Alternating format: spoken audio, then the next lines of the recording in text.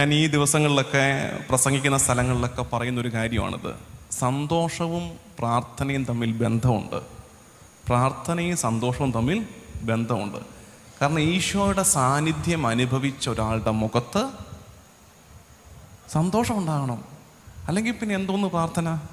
അല്ലെങ്കിൽ പിന്നെ എന്ത് പ്രാർത്ഥന നീ പറഞ്ഞുകൊണ്ടിരിക്കുന്നത്? നമ്മൾ ഈശോയുടെ സാന്നിധ്യം അനുഭവിച്ചവരുടെ മുഖത്ത് സന്തോഷം ഉണ്ടാകണം. കാരണം എന്താ? ഉപരിയായി ഒന്നിനെ കണ്ടവരാ. ഇവിടെ കല്ലും മുള്ളുവാണ്. പക്ഷെ ഉപരിയായി ഒന്നിനെ കണ്ടവരുടെ മുഖത്ത് നിന്ന് പുഞ്ചിരി മായാൻ പാടില്ല. എപ്പോഴും ചിരി ഉണ്ടാകണം, സന്തോഷം ഉണ്ടാകണം. വാടിത്തളർന്നിരിക്കരുത്. നിർഭാഗ്യവശാൽ പ്രാർത്ഥനക്കാരെന്ന് പറയുന്നവരുടെ മുഖത്തോട്ട് നോക്കണം. നമുക്കും കൂടെ കരച്ചിൽ വരും. ശ്രദ്ധിച്ചാൽ മതി. പ്രാർത്ഥനക്കാരെന്ന് പറയുന്ന കുറച്ച് ദൈവവചനമൊക്കെ പറയുന്ന, അല്ലെങ്കിൽ കുറച്ചിരുന്ന്